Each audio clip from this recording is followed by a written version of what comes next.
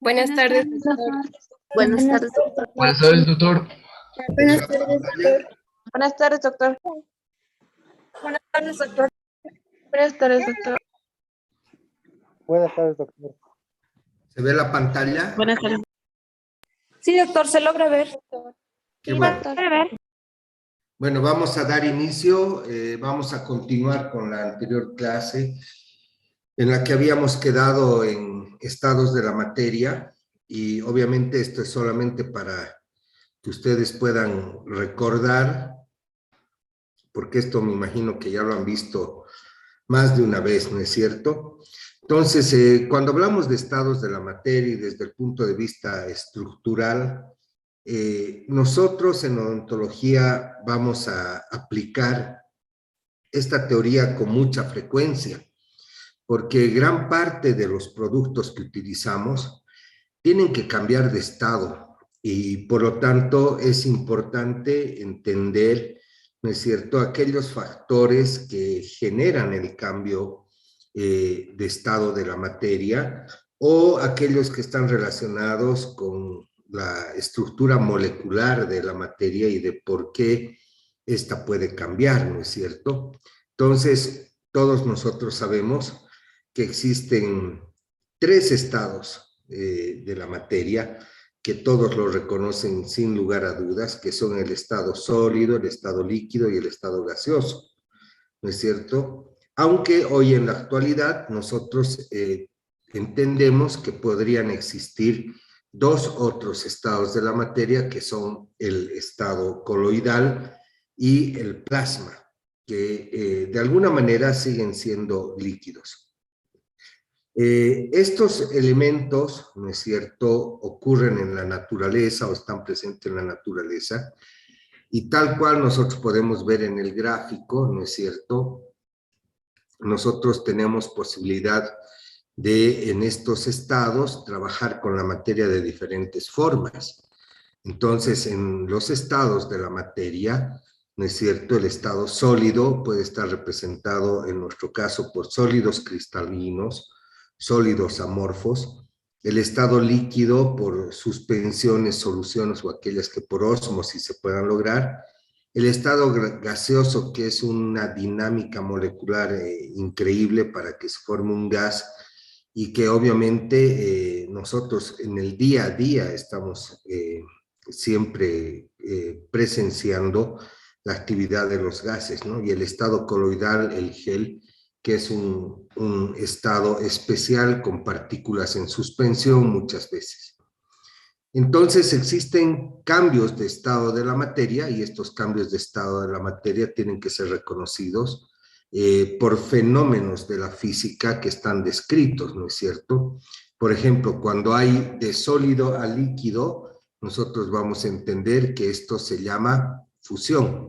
Quiere decir que en odontología todos aquellos materiales sólidos, metálicos, por ejemplo, que son sometidos a temperatura, van a volverse líquidos y van a fusionarse.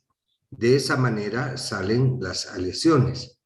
Cuando hablamos de un líquido que se convierte en un sólido, estamos hablando de solidificación, y si es un proceso físico el que guía este cambio, en este caso el descenso de la temperatura, entonces hablamos de congelamiento.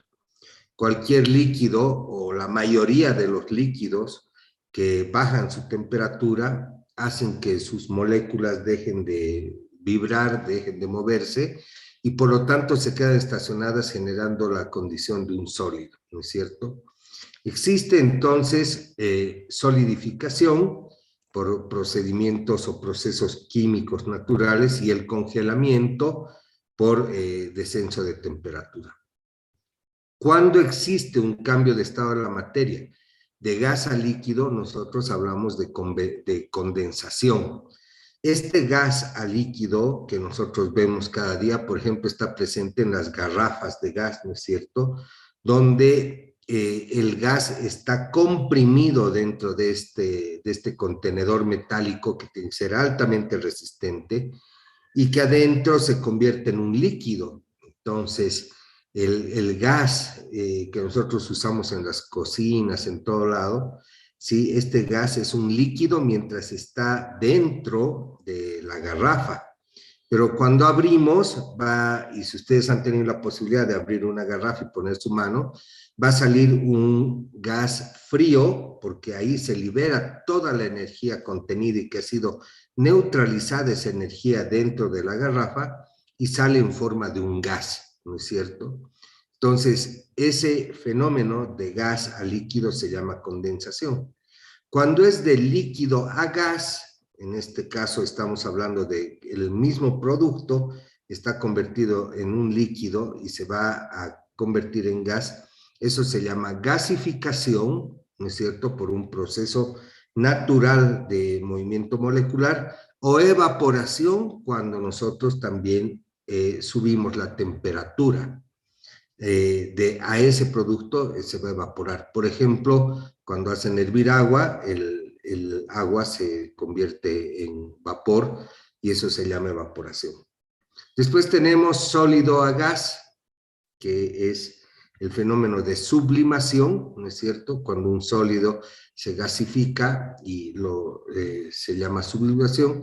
Y lo diferente es cuando un gas se convierte en un sólido, que eso se llama deposición.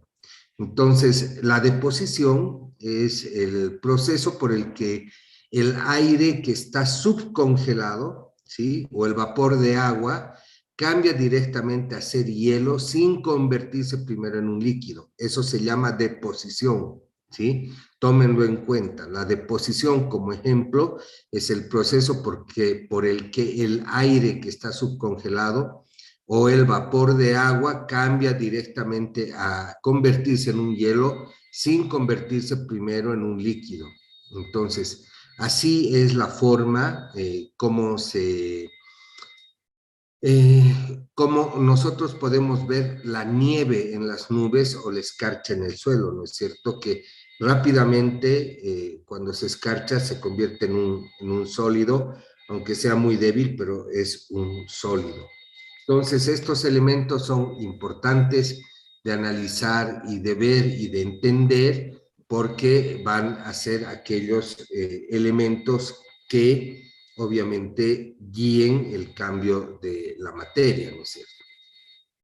Entonces existen varios factores que hemos dicho, pueden ser factores intrínsecos o extrínsecos los que pueden generar el cambio de la materia, ¿no es cierto?, que son factores condicionantes de los diferentes estados de la materia, y en ellos tenemos la energía cinética, energía interatómica, energía de los enlaces de valencia primaria o interatómica, la energía electrostática de los enlaces secundarios moleculares, y dentro de los factores extrínsecos, como hemos hablado antes, la temperatura y la presión.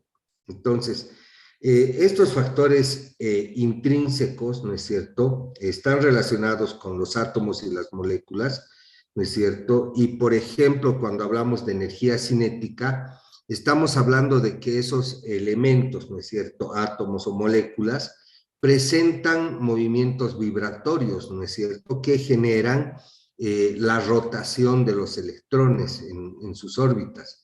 Eso origina un constante cambio de posición de estos electrones, un constante cambio del átomo y de las moléculas, y obviamente cuando nosotros tenemos una alta energía cinética, un alto movimiento, existe ese movimiento y la probabilidad de que la materia se encuentre en estado líquido. Entonces, analicen esto y quiere decir que todos los líquidos que nosotros vayamos a usar o aquellos elementos que se conviertan en gas van a tener una alta posibilidad de tener energía cinética. Cinética viene de kínesis o energía cinética, que significa movimiento, ¿no es cierto? A la inversa sucede cuando a menor energía cinética existe menor movimiento y mayor probabilidad de que la materia se encuentre en estado sólido. Entonces son interrelacionados, ¿no?, la energía cinética. La energía interatómica es la energía que mantiene en equilibrio las distancias entre los átomos. Entonces, fíjense qué importante es esto, porque también una forma de saber cuándo existe un cambio en la materia es cuando la distancia intermolecular cambia o varía, ¿no es cierto? Entonces, esta energía interatómica que mantiene en equilibrio las distancias de los átomos, ¿no es cierto?, genera un balance de las fuerzas de atracción entre las moléculas, que es lo que hemos visto en la anterior clase, y lo que se reconoce como el fenómeno de cohesión, ¿no es cierto?, y las de repulsión cuando una molécula se aleja de otra molécula, ¿no es cierto?, por el tema de polaridad, ¿sí? Entonces, cuando existe mayor energía interatómica, ¿sí?, la estabilidad es mayor de la materia frente a los cambios externos que pudiesen ocurrir. Por ejemplo, como dicen aquí los dos factores de temperatura y de presión. Entonces, cuando nosotros tengamos una alta energía interatómica, la estabilidad es mayor y por lo tanto existirá mayor resistencia frente a esos cambios externos que se pueden deber a la impulsión, al aumento de la temperatura o al aumento de la presión. Si predominan las fuerzas de repulsión, eso hemos hablado cuando era cohesión, si predominan las fuerzas de repulsión, los átomos van a estar más separados, ¿no es cierto? Y eso disminuye la fuerza de atracción entre moléculas, entre partículas, por lo que en este caso, todas aquellas que tienen una baja energía interatómica van a tender a ser gases, ¿sí? Van a tender a ser gases. Las diferentes variables que pueden haber, la energía de los enlaces de valencia, sí, esa energía electrostática de esos enlaces de valencia, primarios o secundarios, ¿no es cierto?, tienden a restringir el movimiento atómico, ¿no es cierto?, contrarrestan la energía cinética propia de estas moléculas. Por lo tanto, a mayor energía de enlace, mayor posibilidad de que la materia sea sólida o líquida. Estas uniones más fuertes, por ejemplo, como los enlaces covalentes, están seguidas de enlaces metálicos y de enlaces iónicos que hemos visto en la anterior clase. Esa energía química que producen la asociación de los enlaces de valencia primaria o interatómica. La energía electrostática de los enlaces de valencia secundaria o molecular, ¿no es cierto?, son mucho más débiles que las uniones de valencia primaria. Entonces, se entiende que estos enlaces secundarios son los responsables de las fuerzas de cohesión intermolecular. Entonces, gracias a que existen estos enlaces secundarios, va a haber una cohesión entre moléculas, ¿no es cierto?, que se manifiestan muchísimo en los tipos de enlaces primarios por enlaces covalentes. Varias de las partículas o moléculas grandes que se forman por enlaces covalentes son partículas extremadamente fuertes, lo que es sinónimo de encontrar la materia probablemente en estado sólido. Sin embargo, recuerden ustedes que los enlaces covalentes también podrían formar parte de la materia en estado líquido. Entonces, lo que quiere decir es que estos elementos son importantes de analizar y de después posicionar respecto a lo que ocurre con los materiales que nosotros vamos a usar. Entre los factores extrínsecos, ¿no es cierto?, la temperatura y la presión, la temperatura se aumenta o disminuye, puede contrarrestar o puede estimular al cambio de estado de la materia. Entonces, si aumenta la energía cinética molecular, ¿no es cierto?, por lo tanto, el material va a tender a aumentar las distancias interatómicas, lo que va a facilitar un cambio de estado. Entonces, una disminución de la temperatura va a disminuir la energía cinética, ¿sí? Y los átomos se van a acercar más permitiendo que los gases o los líquidos pasen a ser sólidos, ¿sí?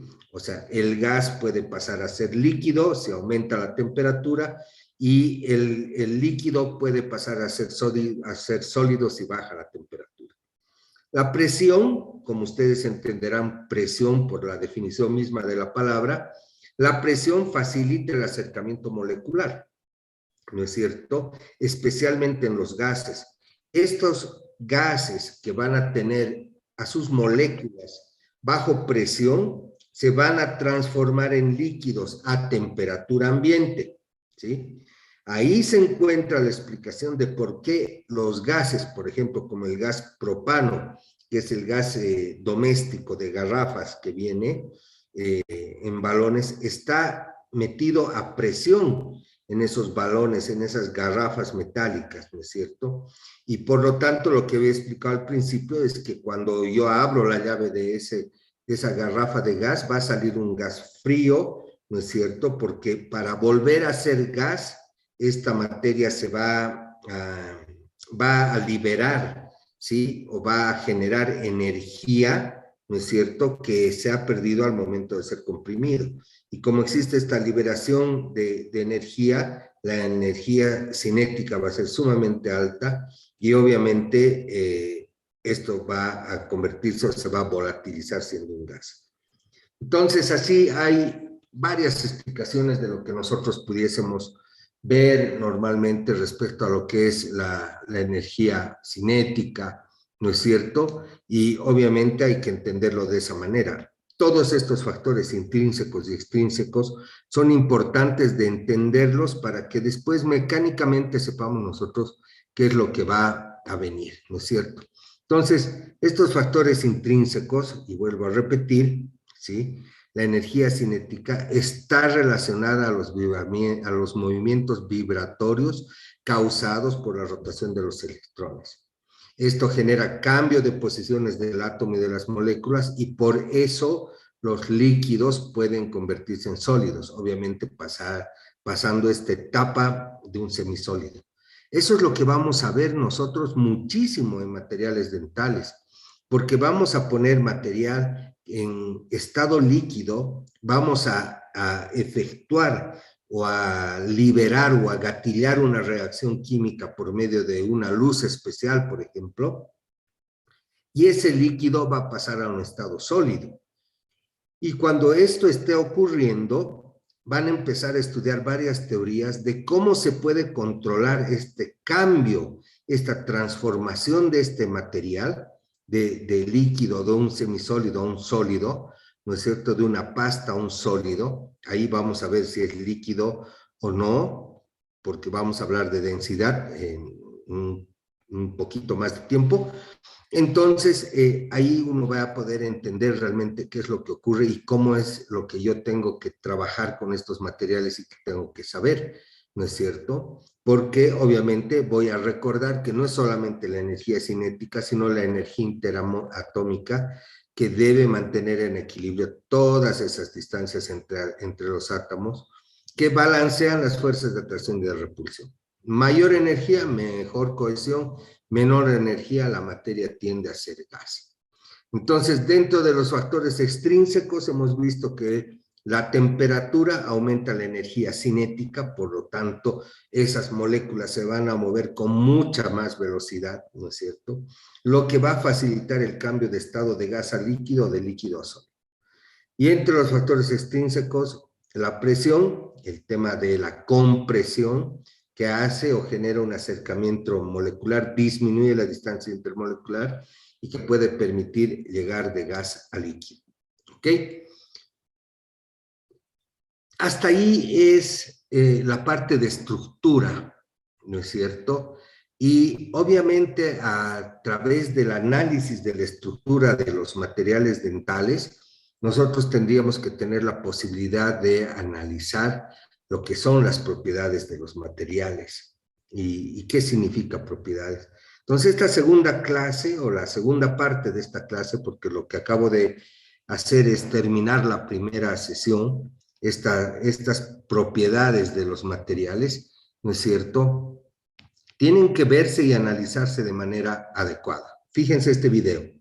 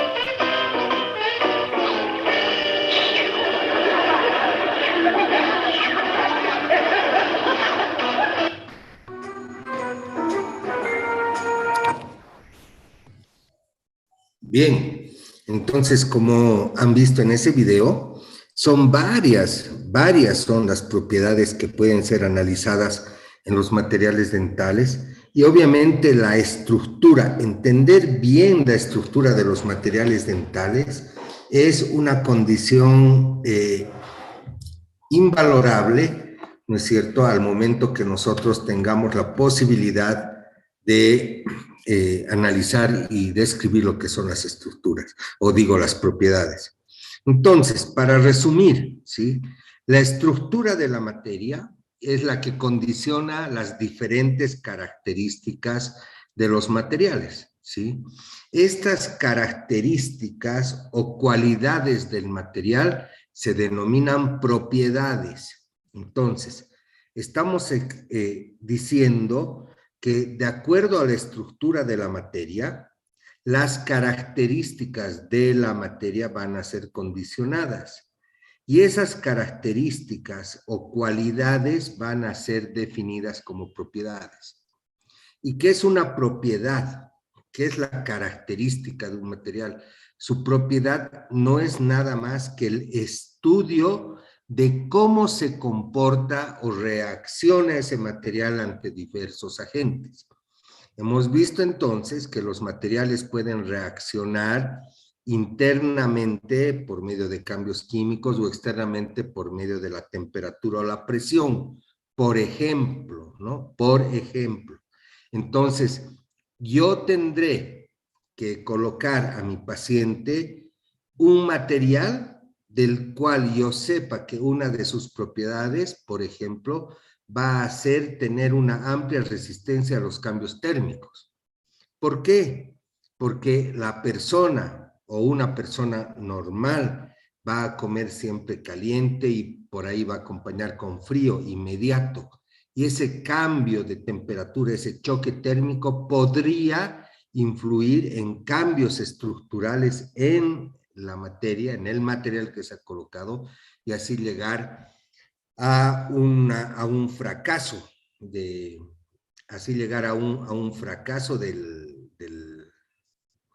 material o de la restauración como tal, ¿sí? Entonces, obviamente, voy a tener yo ciertos elementos, por ejemplo, agentes físicos, ¿no es cierto?, que son los que me van a dar las propiedades físicas del material, agentes químicos, las propiedades químicas, agentes mecánicos, propiedades mecánicas, agentes biológicos, propiedades biológicas de cada material, es decir, cómo va a actuar el material en el diente, cómo va a influir sobre el diente y cómo va a influir el diente sobre el material, ¿sí?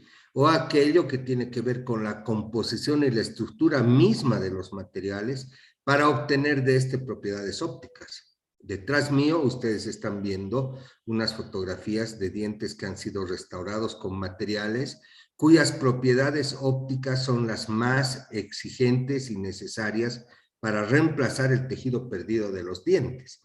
Entonces, esto significa, ¿no es cierto?, que nosotros tenemos que generar un criterio específico para trabajar los diferentes materiales dentales y que la selección de un material dental,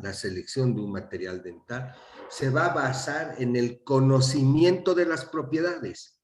Es decir, ustedes van a poder seleccionar un material de manera adecuada de acuerdo a cuánto conozcan de las propiedades de ese material, ¿no es cierto? Y por ese simple hecho y ese simple motivo, ustedes van a tener la capacidad de generar un criterio que racionalice, que a mayor precisión profesional, escuchen bien este término, a mayor precisión profesional, ustedes van a tener mejores resultados clínicos. ¿Qué quiere decir eso? Que si ustedes como profesionales trabajan con alta precisión, con exactitud, con respaldo de lo que estudian, de cómo conocen los materiales, es probable que sus resultados clínicos sean mejores. Entonces, como he dicho desde el principio, y he nombrado varias cosas que son inherentes al estudio de los materiales dentales. Pero el momento que yo atienda a mi mamá, a mi papá, a mis suegros, a mis hijos, a mi novia, a quien tenga que atender, a mi novia, a quien sea que yo tenga que atender, a mi mejor amigo, ¿sí? Ese amigo va a confiar en mí, no porque yo le voy a mostrar un cartelito donde diga la nota que tengo en determinada materia, sino porque dice que soy un profesional en odontología y ser profesional implica tener el criterio para seleccionar los materiales que vamos a usar. Y por lo tanto, esa es la razón fundamental que nosotros tenemos que tener para estudiar bien estos productos. Entonces, nunca se olviden que la mayor precisión profesional, la mejor tarjeta de presentación de cualquier profesional es su conocimiento.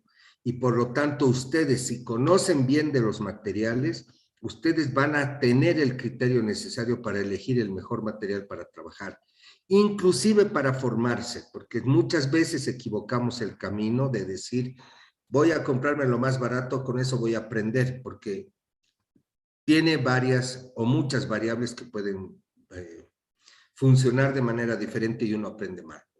Entonces, por ese simple motivo, ¿no es cierto? Esto que son las propiedades de los materiales,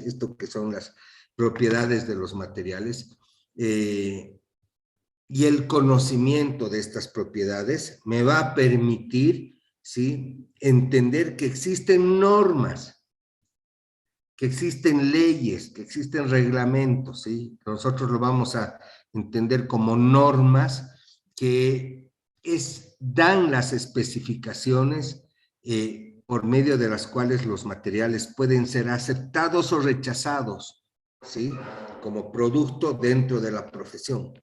Entonces, ¿qué quiere decir esto? ¿Sí?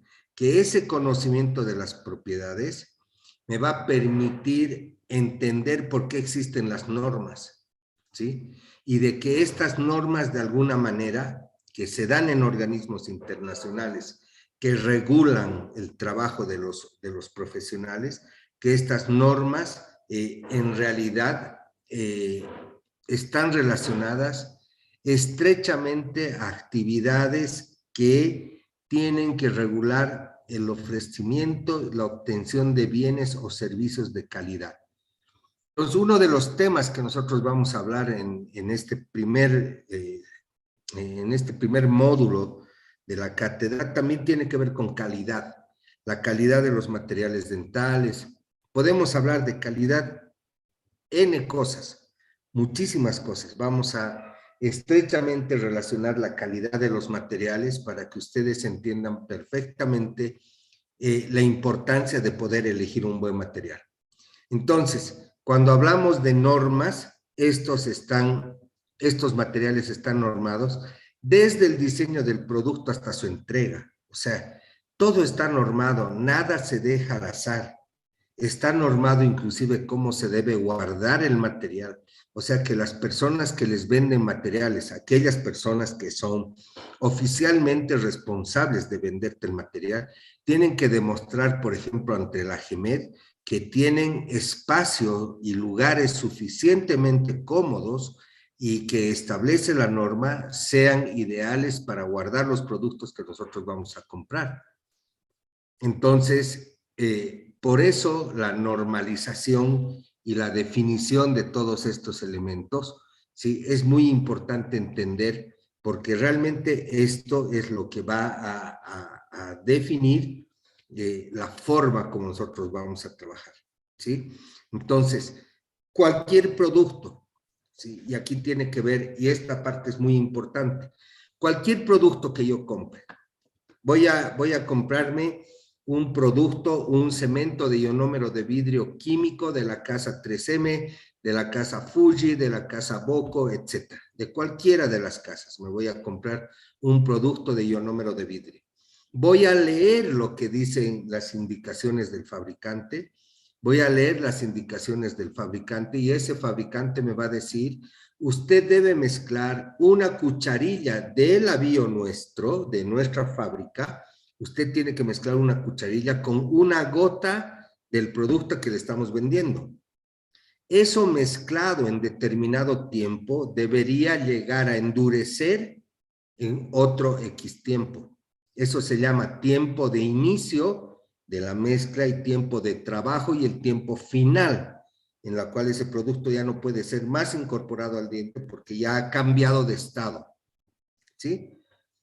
Entonces la norma, por definición, le dice al fabricante, usted tiene que producir un producto que en el lapso de 2 minutos y medio esté endurecido en boca. Entonces, la normalización proporciona elementos de solución para la aplicación repetitiva a problemas dentro de las esferas de la ciencia y la tecnología dirigidas a alcanzar el grado óptimo dentro de un contexto dado. Es decir, para resumir, ese producto que a mí me han vendido tiene que funcionar en ese tiempo aquí, en la China, en cualquier lugar. Por supuesto que hay algunos materiales cuyo efecto de la presión y de la temperatura medioambiental juegan un efecto importantísimo en el momento de la reacción química de estos productos. Porque ustedes pueden entender que un producto va a reaccionar de una manera muy diferente, por ejemplo, en áreas cálidas como Santa Cruz, cuando en el oriente del país, muy diferente al occidente, donde podría trabajarse esto, digamos, en la altura, donde la temperatura es menor. Y eso podría incidir en el consultorio dental si no está temperado y podría incidir en los materiales porque obviamente el frío va a tener un efecto sobre esto. Pero la norma de lo que se encarga es de hacer que todos los productos tengan la misma norma para todo el mundo, en todo lugar donde estos materiales tengan que salir, ¿sí? A partir de ello, ¿no es cierto?, la norma genera una especificación técnica, ¿sí? Esa especificación técnica es un documento que está a disposición de las personas que usan el producto. Esto está elaborado con el consenso y la colaboración de todas las personas que tienen intereses en los resultados que puede dar esa norma. Investigadores, profesionales odontólogos, universidades, centros de investigación, etcétera, etcétera, etcétera. Todo ello y todos esos resultados de varios estudios tienen que estar consolidados, ¿no es cierto?, por la ciencia y la tecnología, porque toda esa consolidación está dirigida a promover beneficios óptimos para la comunidad. Voy a poner yo eso en la boca de la gente de mi pueblo, en la gente de la ciudad, en la gente en el habitante del país donde yo trabajo, donde yo vivo, ¿sí? Y todo esto debe ser aprobado por un organismo de ámbito regional, nacional o internacional. Entonces nosotros tenemos normas internacionales, ¿no es cierto? Y organismos internacionales que nos han de permitir entender cuáles son en cada país las regulaciones específicas para cada material. Entonces, en Estados Unidos está la Organización Internacional para la Normalización, que se llama ISO, y ustedes van a ver que muchos productos dicen cumple con la norma ISO X, Y, Z, ¿sí? La Asociación de Normas Americanas, que es uno de ámbito nacional para Estados Unidos, la Federación Dental Internacional, que tiene una base en Estados Unidos, pero que genera la normativa o las especificaciones para la odontología a nivel internacional. Ya cada país tiene sus centros. La Argentina, el Instituto Argentino de Racionalización de Materiales. En Bolivia, la Dirección General de Normas y Tecnología, y no sé si esto habrá cambiado a la fecha de nombre. En Chile, el Instituto Nacional de Normalización, y en el Perú, el Instituto de Tecnología Industrial y Normas Técnicas. Entonces, todos los productos debieran pasar por estas instituciones y debieran ser validados ahí para poderse trabajar en el país, por ejemplo, ¿sí? Entonces, debieran tener todos conocimiento. Lo que sí entiendo es que hacen todas las empresas que venden productos dentro del país de manera oficial y autorizada, es que tienen que aprobar todos los documentos que exigen estas instituciones para poder aprobar la venta de sus productos en el país.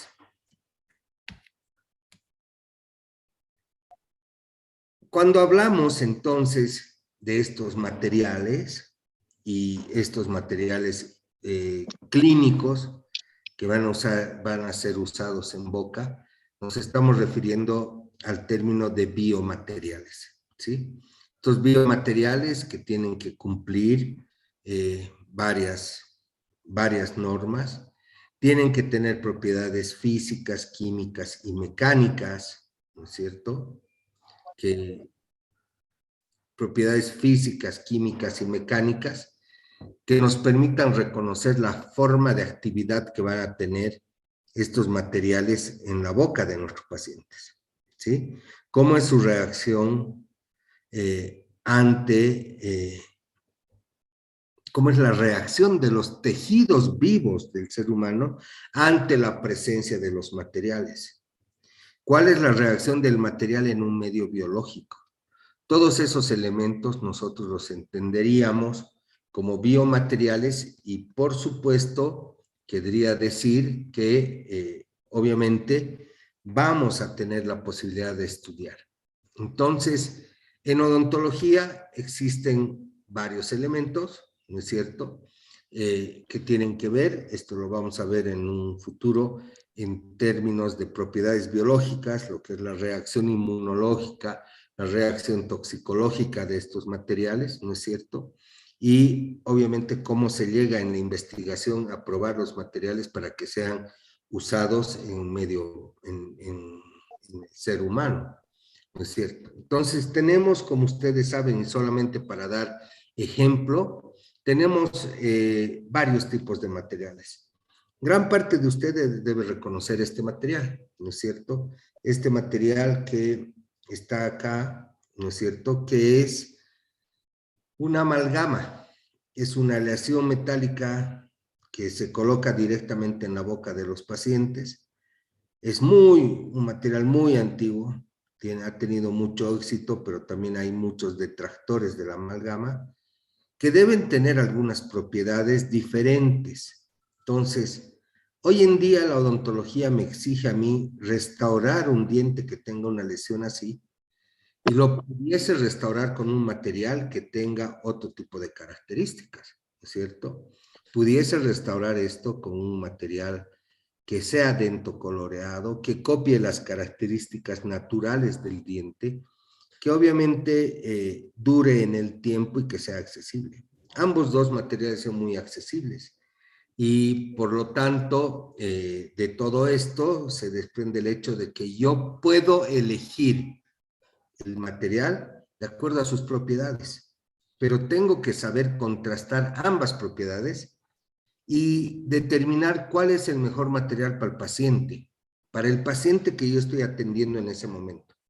Si este paciente tiene hábitos, si este paciente tiene problemas sistémicos, si este paciente fuma, la higiene del paciente, etcétera, etcétera, que ustedes van a ver también en materias de curso superior, donde se habla de la semiología, o sea, de la identificación de datos, identificación de enfermedades y patologías. Entonces, pero si ustedes ya saben los materiales, entonces van a añadir un eslabón más a toda esta cadena de conocimiento que les ha de permitir reconocer que existen pues una gran cantidad de propiedades, ¿no?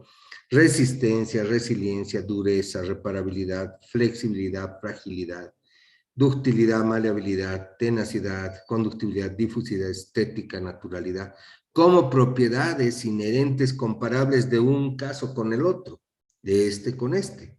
Yo tengo que saber elegir cuál de ellos voy a yo tener la posibilidad de poder elegir como material para que obviamente yo esté contento con mi trabajo. Entonces, por eso les decía que es muy importante que cada quien entienda lo que son las normas, la estructura y las propiedades de los materiales para tener un criterio que me permita elegir la actividad de estos materiales en la boca de mis pacientes. Entonces, muchas de estas propiedades, ¿no es cierto?, de las propiedades físicas, van a depender de la materia con la que están formados, ¿no es cierto? Y voy a tener propiedades extensivas dentro de la misma estructura material, por ejemplo, peso y volumen, que me van a permitir entender bien por qué un material funciona de una determinada manera, por qué se podría desgastar o por qué no. Ahí ven ustedes, por ejemplo, unas lesiones, ¿no es cierto?, aquí en el cuello de los dientes, unas lesiones en el cuello de los dientes.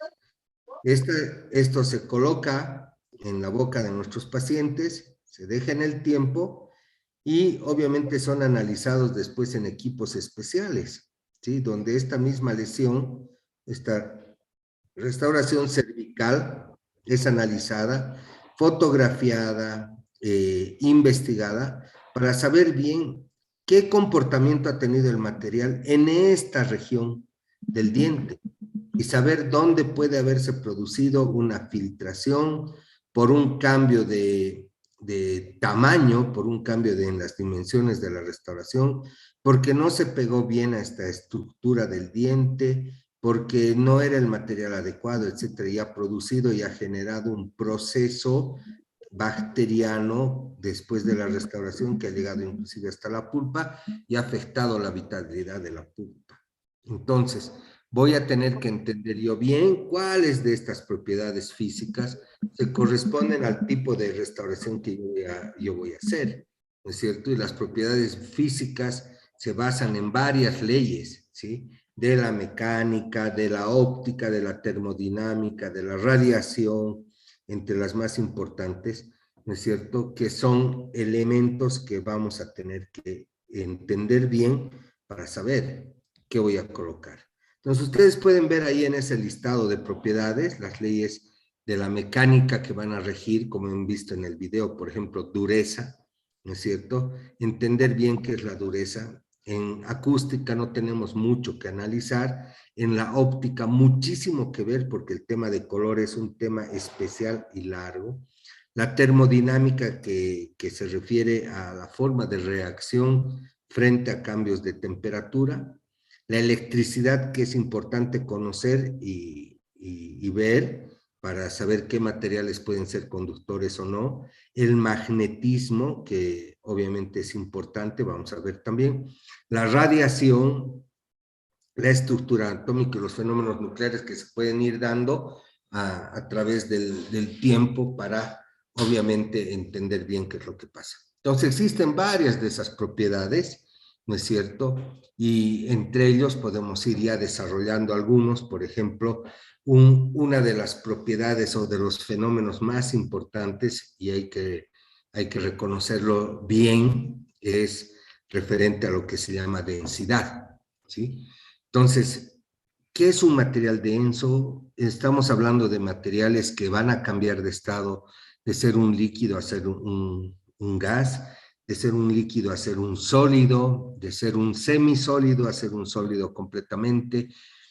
Y obviamente todo eso tiene que ver y corresponderse con la estructura atómica de la cual nosotros hemos ido hablando, de protones, neutrones, la cantidad de la materia, la unidad de volumen, o sea, porque estamos hablando de materia y unidad de volumen para definir lo que es densidad, la distancia entre los átomos, el tipo de unión química. Recuerden ustedes que a mayor distancia tendré un tipo de producto y a menor distancia tendré otro, ¿sí? Por eso es tan importante entender la distancia interatómica, el tipo de unión química, si es covalente, si es iónica, puente de Van der Waals, puentes de hidrógeno, fuerzas de Van der Waals, puentes de Londo, de Debye, de Crisson, o lo que fuera, ¿no es cierto? Y la determinación del peso de una estructura en función de su volumen, o sea, la relación peso-volumen, gramos sobre centímetro cúbico, ¿sí? De la cantidad de partículas que puedo tener, que me van a ayudar a tener una densidad diferente en cada uno de los materiales. Esto de densidad, que tiene que ver con muchos elementos, se reconoce dentro del área de la reología, ¿sí? Y el área de la reología a mí me permite entender varias de las propiedades que puede tener un líquido, ¿sí? O un semisólido. Depende de la densidad. Por ejemplo, voy a tener materiales de restauración que se llaman resinas compuestas, y estos materiales de restauración, resinas compuestas, pueden ser unas pastas muy densas, muy espesas, o pueden ser muy fluidas, como son las resinas flow, que se parecen mucho a la densidad y a la consistencia de una leche condensada, por ejemplo, y algunas otras pastas que se parecen al dulce de leche, para que ustedes vayan entendiendo. Unos van a ser más viscosos que otros, unos van a ser más densos que otros. Y eso estudia la reología, ¿sí? Entonces, cuando hablamos de reología, estamos hablando de tipos de deformación que pueden ocurrir en los materiales, ¿sí? Estamos hablando de viscosidad, de la capacidad de fluir, del flujo con el cual un material puede llegar a, por ejemplo, rellenar un conducto. Puede entrar y copiar formas, por ejemplo, en lo que es materiales de impresión, ¿sí? ¿Qué ocurre con las fuerzas que se aplican a los materiales para hacer que estos logren entrar a determinados lugares? Y eso está relacionado en la reología con la resistencia de un líquido a fluir, pero tendrá que verse bien si es un tubo, ¿no es cierto?, amplio. Por ejemplo, esta es una muestra de la preparación de un tratamiento de conducto, ¿sí? Y si este tubo es más amplio, si el líquido que voy a colocar aquí es muy denso o no denso, ¿cuánto va a llegar a cubrir todo esto? ¿Cómo lo voy a colocar? Si es muy líquido, ¿qué pasa si se me sale por los orificios? Si es muy denso, ¿qué pasa si no logro cubrir y me forma vacíos? Entonces, la odontología tiene muchos bemoles, muchas características específicas que tienen que ver con la calidad de los productos y la calidad del profesional que los coloca. Entonces, hablando de reología, nosotros tenemos que entender qué es la resistencia de un líquido a fluir, o eso es lo que va a estudiar. Va a medir la consistencia de un fluido, la reología, y obviamente fluidos altamente viscosos vamos a entender que fluyen lentamente, ¿no es cierto? Si yo dejo caer leche a una cucharilla, va a caer en un tiempo muy diferente a que si dejo caer dulce de leche a la misma cucharilla. O sea, uno puede tardar minutos o segundos y otro puede tardar horas, ¿no es cierto? Entonces, obviamente nosotros aquí entendemos que la importancia de entender los cambios de estado de la materia son también aquellos elementos que van a de alguna manera definir lo que estamos haciendo en nuestro trabajo en odontología. Entonces ahí voy a tener yo líquidos a sólidos, o sea, que son los cementos, yesos, materiales de impresión, selladores de fosas o fisuras, resinas, que son materiales que van a entrar con una determinada densidad y que cuando estén listos para cumplir sus funciones, estos materiales tengan que haber endurecido y haber cambiado de estado como materia, ¿no es cierto? Y por lo tanto, aquí tienen que entrar dos conceptos que los tienen que leer en sus libros, ¿no es cierto?, que tienen que afirmar en su conocimiento, que es la deformación plástica y la deformación elástica. La deformación plástica, que es irreversible, generalmente está mediada por reacciones químicas, y la deformación elástica, que es reversible, que normalmente está mediada por reacción a cambios físicos o influencia de lo físico, ¿sí? Aquí podemos hablar de temperatura, presión, tiempo, vibración, etc. Pero lo que ocurre es que, por ejemplo, si yo voy a tener un metal que va a... ¿Recuerdan ustedes cómo se llamaba el proceso en el cual un metal se convierte en un líquido, ¿no es cierto? Y que se puede unir a otro metal, eso se llama la fundición o por fenómenos de fusión. Los metales van a tener una deformación plástica, irreversible. Aquel metal que se convierte en un líquido por efecto de la temperatura va a deformarse totalmente y va a adquirir una nueva forma. Lo que eso va a generar una producción de fuerzas internas, de cambios moleculares, de desequilibrio molecular, ¿sí? Lo cual en el fondo va a llegar a que el material que tenía una forma va a cambiar su forma. Y cuando esta forma cambie o el material esté acomodado, va a haber una relajación de las tensiones en las moléculas, va a haber un nuevo ordenamiento molecular, se va a enfriar el producto y se va a estabilizar como tal el metal, por ejemplo, vaciado de incrustaciones o para hacer prótesis de cromo cobalto, ¿sí? Entonces, fíjense ustedes que es muy importante el que nosotros tengamos la posibilidad de ver. A ver si este video corre. ¿Sí? Corre. Ahí ven ustedes que está entrando una cánula. Esta cánula llega hasta el final y va a dejar aquí un producto. Este es un cemento endodóntico. Pues, mientras va recorriendo, va dejando el producto. Entonces, lo tiene que llenar el conducto sin dejar vacío, sin dejar aire dentro. Por lo tanto, lo llena. ¿Aquí qué nos ayuda? La densidad del producto, su viscosidad. Enseguida vamos a poner un cono de gutapercha que va a impulsar todavía aún más el material y este material puede llegar a salir. Esto es para una práctica demostrativa de cómo funcionan los materiales de intraconducto, los cementos intraconducto. Si esto nos ocurriera a nosotros como odontólogos clínicos, en un caso clínico, que el material se exacerbe, debería yo saber entre las propiedades del material si este va a ser reabsorbido en el hueso o no, o si esto se convierte en una falla clínica que es muchas veces irreversible, porque no podemos llegar a aspirar nuevamente esto. Entonces, fíjense ustedes que las condiciones de trabajo son absolutamente diferentes y obviamente tienen que ver con lo que nosotros entendamos de lo que es la fluencia, el flujo, la viscosidad de los diferentes materiales.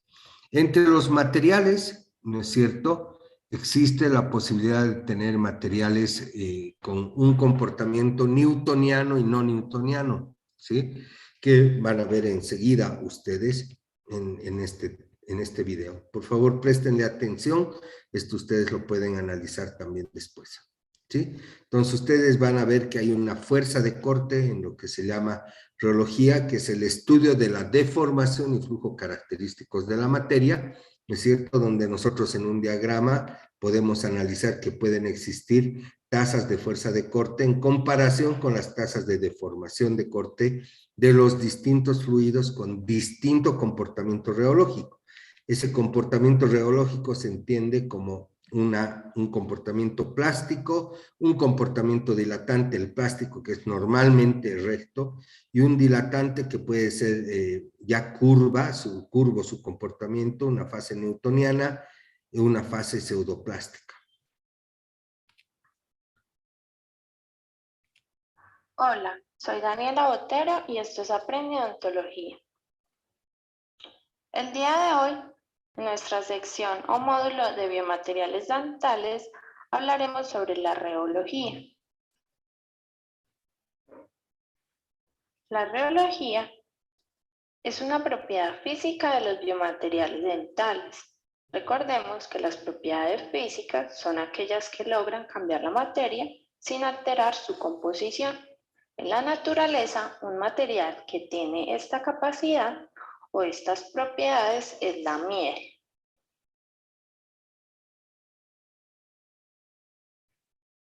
La reología describe la deformación elástica, es decir, la deformación no permanente, y el flujo característico de los biomateriales dentales.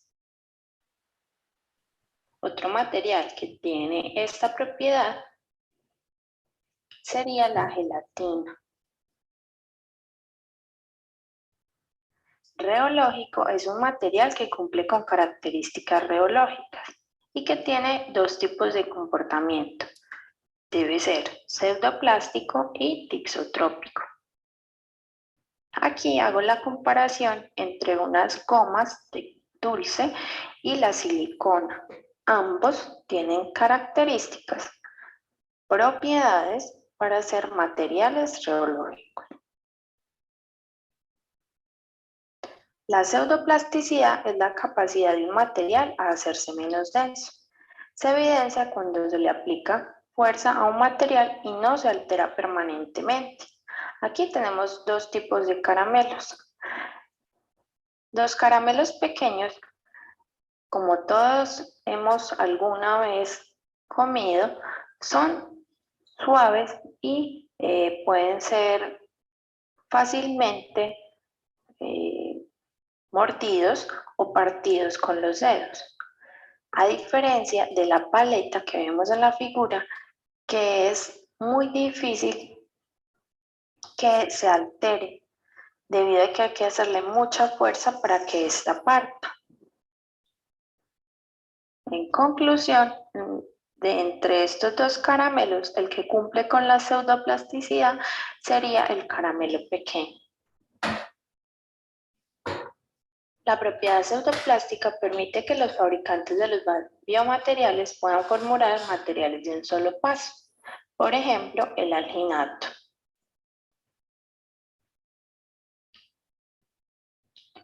Es por esto que el personal clínico puede utilizar el material de alta viscosidad, que es más estable y resistente a la distorsión, y capte los detalles necesarios, tipo las siliconas. La tixotropía es la propiedad de algunos fluidos que muestran un cambio de su viscosidad con el tiempo. Pongo acá una figura del gel, porque el gel también con el tiempo o con la fuerza que se le ejerza puede cambiar.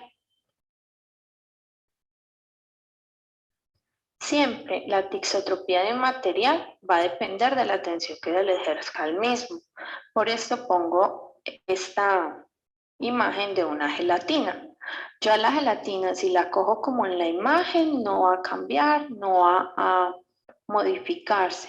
Pero si empiezo a ejercerle mayor presión, obviamente se va a partir, se va a desmoronar o incluso se puede derretir. Un material tixotrópico no fluye hasta que no se le aplique una tensión suficiente en forma de impacto para superar su límite de resistencia. A partir de esto, el material se vuelve fluido. Por eso pongo la imagen de esta gelatina.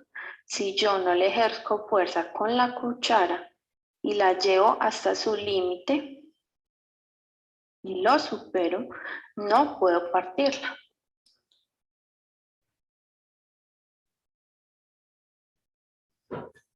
Esto fue todo por hoy en Aprende Odontología. Sigue viendo más videos y aprende con nosotros.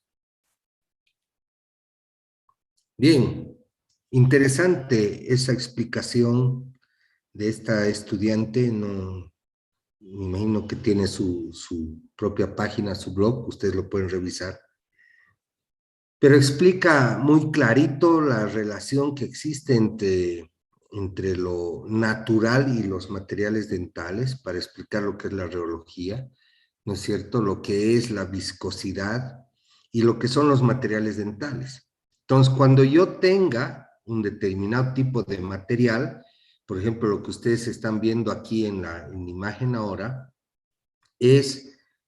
son dos placas, que una va a ser la cubeta, donde voy a poner un material de restauración, un material de impresión en este caso, ¿sí? Al medio de esas dos placas, una dice velocidad y otra dice área, En esas dos placas está lo que supuestamente es el material de impresión, y lo que ocurre es que nosotros vamos a hacer una compresión, ¿no es cierto? Vamos a generar una compresión de esa cubeta contra la estructura de los dientes para que esto se deforme. Entonces hay una deformación por corte, se llama así, la deformación por las estructuras sólidas de la boca, dientes, encías, hueso, ¿sí? No se van a deformar totalmente con el material y van a generar la impresión dental. Pero para que esa impresión funcione, el material debe tener una viscosidad definida, ¿no es cierto?, para que la traslación que se realice dentro de la boca sobre el paciente nos permita a nosotros entender bien cuándo y dónde eso se va a detener y por qué el material va a cambiar su forma, va a cambiar de estado, de ser un gel, por ejemplo, con el alginato, a obviamente pasar a ser un sólido. Y que después ese sólido se vaya a convertir en lo que tienen ustedes en su imagen en la derecha, en un modelo de trabajo. Ahí van a ver ustedes un video hecho en mi consultorio, donde tomamos impresión a un paciente. Ahí la paciente ayuda.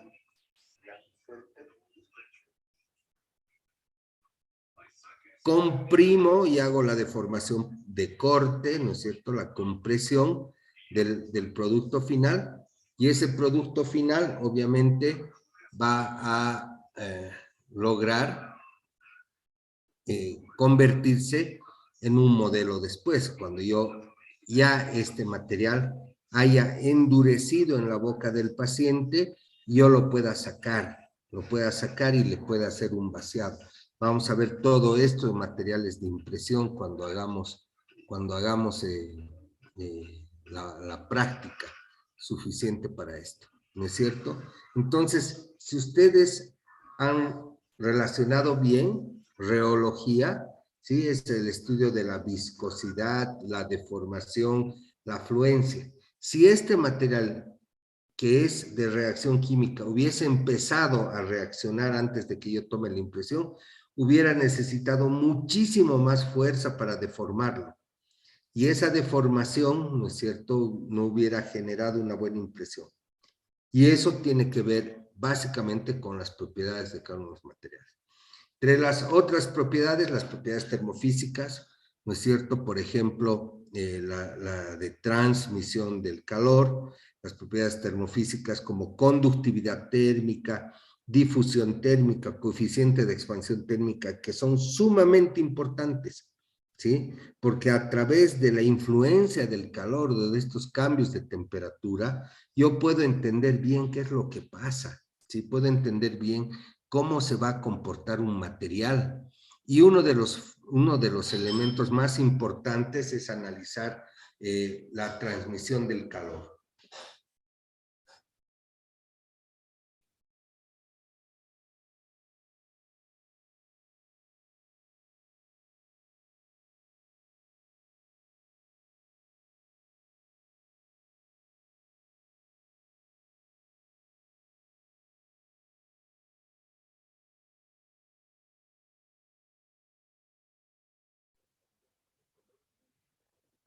Perdón, me han tocado la puerta. Entonces, vamos a hablar de los coeficientes de expansión térmica.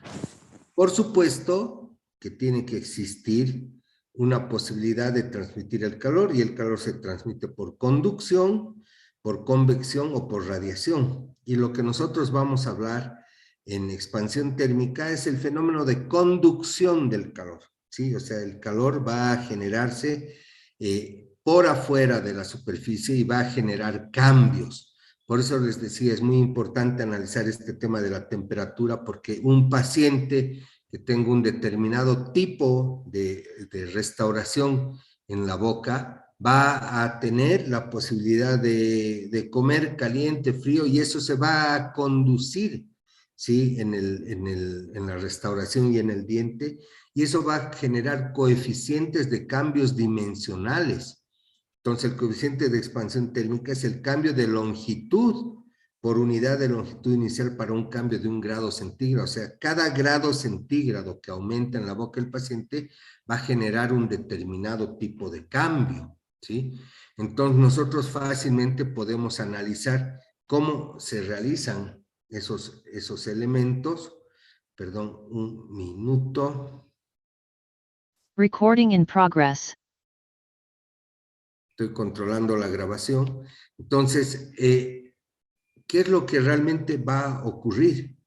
Si yo tengo una restauración que ha sido colocada en boca, esta restauración o los dientes junto a lo que son la composición de los mismos, me van a dar diferentes valores. Por ejemplo, el esmalte tiene un coeficiente de expansión térmica de 15 partes por millón por grado centígrado, ¿sí? La dentina, 10 partes por millón por grado centígrado. El ionómero de vidrio, 8 a 15 partes por millón por grado centígrado. La amalgama, 25 a 35 partes por millón por grado centígrado. Y el composite convencional, 35 a 75 partes por millón por grado centígrado. ¿Qué implica esto? Es que este material se va a cambiar, va a tener un cambio dimensional que puede afectar en la adaptación del producto, ¿sí? En la contracción del producto, en la expansión del producto y obviamente en que este material se suelte, se salga y nos deje la cavidad abierta nuevamente, o simplemente exista la posibilidad de que aquí exista percolación marginal, microfiltración marginal y existe una nueva lesión de caries, ¿sí? Entonces, hay varios elementos que Casi tenemos todos que los ver. metales se expanden cuando se calientan. Demostraremos la fuerza inmensa de esa expansión usando esta barra de hierro y una clavija de acero. La barra se pone en un marco fuerte y la clavija se coloca en un hoyo cerca del extremo de la barra. La clavija se aprieta contra el marco rotando esta tuerca grande.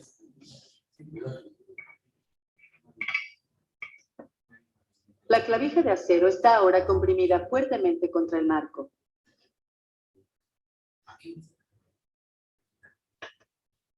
Se encienden unos chorros de gas bajo la barra de hierro que comienzan a calentar la barra.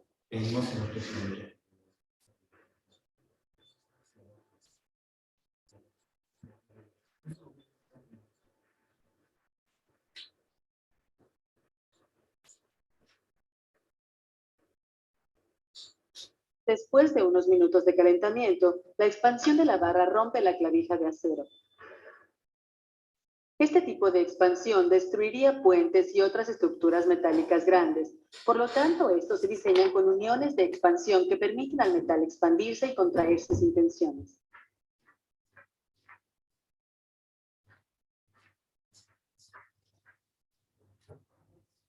¿Se entiende entonces coeficiente de expansión térmica? Ese coeficiente de expansión térmica está previsto en muchos tipos de aplicaciones de las estructuras metálicas y obviamente a nosotros no nos ocurre diferente en la boca de nuestros pacientes. Nosotros tenemos que entender perfectamente bien cuál es o cómo es el coeficiente de expansión térmica de varios de los productos que hemos llevado, ¿no es cierto? Porque además vamos a conversar de estas mismas propiedades según vayamos avanzando los diferentes materiales. Por ejemplo, la conductividad térmica, ¿no es cierto?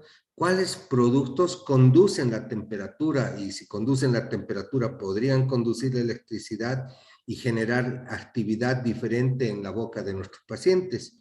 La difusión térmica, que es la medida de la transferencia de calor de un material en función del tiempo, pero eso es en su masa, dentro de la misma masa. Entonces, aquí voy a analizar que la transmisión de calor, por ejemplo, va a ser por convección y lo voy a ver en el momento que esté trabajando, por ejemplo, con acrílicos y muflas en materiales de laboratorio.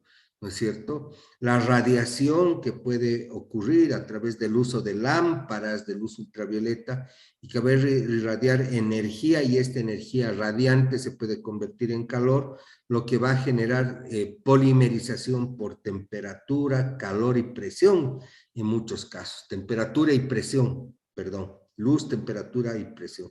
Entonces, estos elementos son muy interesantes de ver, de analizar, de compartir, porque hacen a las propiedades de todos los materiales Casi que todo. estamos trabajando, ¿no es cierto? Las propiedades eléctricas, ¿sí? O todas estas propiedades eléctricas que son series de fuerza electromotriz, dice, que son metales que tienen capacidad de ionizarse perdiendo electrones en solución. Tendencia de los metales a oxidarse, diferencia de electrodos entre metales con la misma solución, lo que genera un choque galvánico, la posibilidad de deslustre y corrosión en vivo. Cuando hablemos de metales y de estructura metálica, que va a hablar el profesor Leaño, sí, les va a explicar exactamente lo que es la oxidación, la corrosión de los metales, el deslustre de los metales, ¿no es cierto?, en la boca de nuestros pacientes, y por qué estos fenómenos de las propiedades de los metales se pueden producir. Pero tenemos en odontología la posibilidad de colocar barras metálicas, ¿sí? Implantes, restauraciones sobre metal, aquí en un injerto óseo, por ejemplo, en el que nosotros tenemos la posibilidad de analizar y de ver qué es lo que realmente tenemos, y si estos pueden producir, si estas propiedades eléctricas de estos materiales podrían influir o no en la estructura biológica de cada paciente, ¿sí?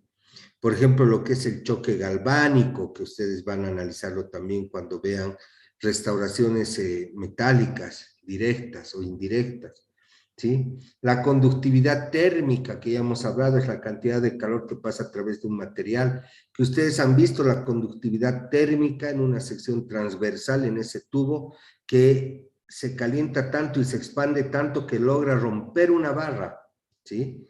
Entonces quiere decir que si nosotros tenemos aumento de temperatura en los materiales se van a expandir y pueden fracturar inclusive los dientes. Sí, la resistividad eléctrica, que es la capacidad de un material de resistir la conducción de una corriente eléctrica, que puede ser por cambio de la diferencia de electrodos entre metales, o sea, la diferencia iónica de los metales, que unos u otros pueden generar un choque entre estos metales y generar una electricidad que es de 1 miliampere, creo, pero que podría afectar a la pulpa, ¿sí? Esa es la corriente galvánica o el choque galvánico que se podría producir. Y todos ustedes lo saben porque hoy en día se utilizan muchísimos metales en la boca, ¿no es cierto? Y entre estos metales, por ejemplo, están los piercings, las coronas metálicas que se colocan, incrustaciones metálicas que ya no se ven tanto hoy día en la actualidad, pero esto sí, lo de los piercings, que hay varias personas que llevan en su boca, y que estos metales pues tienen una actividad, ¿no es cierto?, dentro de sus propiedades eléctricas, una actividad en la boca que puede producir resorciones en los dientes, afracciones, o sea, abrasión de los propios dientes. Pasamos así en todas estas propiedades físicas a las propiedades magnéticas, ¿no es cierto?, que se refieren a la utilización de magnetos o de imanes, ¿sí? Que trabajan o actúan atrayendo o rechazando a otro metal de acuerdo con los polos en que estos estén enfrentados, ¿no es cierto? Todos ustedes saben cómo actúa un imán. Si tenemos un polo positivo con un negativo se van a atraer, si tenemos polos iguales se van a repeler. Por lo tanto, en odontología utilizamos muchísimo esto en prótesis sobre implantes y prótesis maxilofacial, en la cual con ayuda de imanes podemos sostener una prótesis o una prótesis maxilofacial sin que ésta sea atornillada, sino simplemente pegada y fijada por medio de imanes. Pasamos a las propiedades mecánicas, ¿sí? Estas son de las más importantes, o sea, ninguna de ellas es menor cuando estamos analizando lo que son los materiales dentales. Y las propiedades mecánicas son aquellas que estudian el comportamiento interno del material ante fuerzas externas que actúan sobre él. Todo producto que yo voy a poner en la boca, va a sufrir, ¿sí? Va a sufrir o tiene que soportar las diferentes tensiones que existen en la boca. Toda tensión busca una deformación, ¿no es cierto? Toda tensión busca deformar el material de alguna manera. Y yo tengo fuerzas compresivas que comprimen al producto, fuerzas traccionales que intentan desalojarlo, fuerzas más complejas o tensiones complejas como son las tangenciales, que pueden venir desde varios ángulos, ¿no es cierto? Y fuerzas deflexivas que se producen, por ejemplo, en el maxilar inferior, haciendo que estas fuerzas deflexivas cambien la forma, por ejemplo, de la estructura sobre la cual se ejerce. En este caso, el maxilar, eso está relacionado en los maxilares inferiores como tensiones complejas, ¿sí? Entonces, hay varios experimentos que se pueden realizar para comprobar lo que es el resultado de la aplicación de fuerzas de diferente dirección, aplicación de tensiones a nivel axial, compresión axial o no, digamos, de acuerdo al eje de la zona que estamos viendo. Pero aquí ustedes pueden ver físicamente lo que ocurre, por ejemplo, en el momento que ponemos un poste. Si este poste fuera más pequeño, acá, por ejemplo, que llega hasta donde está apuntando el láser, entonces obviamente este diente con las fuerzas que sufre podría fracturarse a nivel de la raíz. Ahí van a aprender ustedes ya en endodoncia, en rehabilitación, van a aprender la importancia de la longitud, de la amplitud de estas preparaciones para tener un diente que pueda resistir la forma, etcétera, etcétera. Hay varias cosas que entre las propiedades mecánicas se tienen que ir analizando y obviamente esos análisis tienen que ver con entender todas estas propiedades mecánicas. Por ejemplo, han visto ustedes en el principio del video de la pantera rosa la dureza. Y lo que la dureza explicaba ahí, ejemplificaba, era que cuando se le cierran las puertas del subte, del tren, la pantera rosa se queda pegada en la superficie y con sus garras raya toda esa superficie.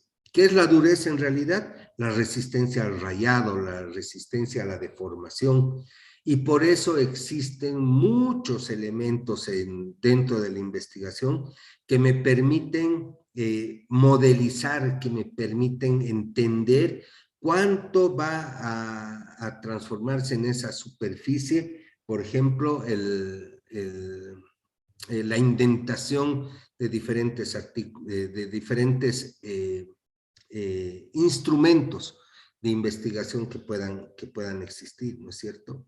Entonces, entre las propiedades mecánicas está la tensión, la deformación, la resistencia, la ductilidad, la resiliencia, la tenacidad, obviamente la dureza, que son obviamente medidas en unidades comunes de kilogramos sobre centímetro cuadrado, meganewton, centímetro sobre centímetro, etcétera, para en estas unidades comunes de medición entender qué es lo que pasa, por ejemplo, en la tensión, ¿no es cierto? O una tensión, por ejemplo, de la aplicación de una fuerza de 20 kilogramos ha logrado doblar la barra X centímetros cuadrados o por centímetro, tener una forma de relacionar. Como definición, entonces, la propiedad, como definición, es la fuerza por unidad de superficie, la tensión. La deformación es el cambio en longitud por unidad de longitud al aplicar una tensión. La resistencia es la fuerza aplicada en la que se producen cambios de la materia, puede ser traccional, compresiva, de corte o deflexiva. ¿sí? Es lo que hemos visto en el cuadro anterior sobre resistencia. La ductilidad, que es la capacidad de un material para ser deformado plásticamente bajo tracción. Un material es frágil si no tiene una deformación plástica y apreciable antes de que ocurra la fractura. Aquí, cuando ustedes lean en los exámenes de formación plástica, por ejemplo, ¿sí? Tienen que saber discurrir o discriminar el término de deformación elástica, ¿sí? Entender qué es deformación plástica, qué es deformación elástica. La resiliencia es la cantidad de energía necesaria para deformar un material hasta el límite proporcional en el área subtendida por la porción elástica de la curva de tensión de formación. También van a ver lo que es la curva de tensión de formación, o sea, cuánto de tensión se hace necesario para deformar un determinado producto que tenga una determinada densidad, dureza, resistencia o lo que fuera, ¿sí? Acuérdense de la gelatina y la cucharilla, por ejemplo. ¿Cuánto necesito yo de fuerza para cortar?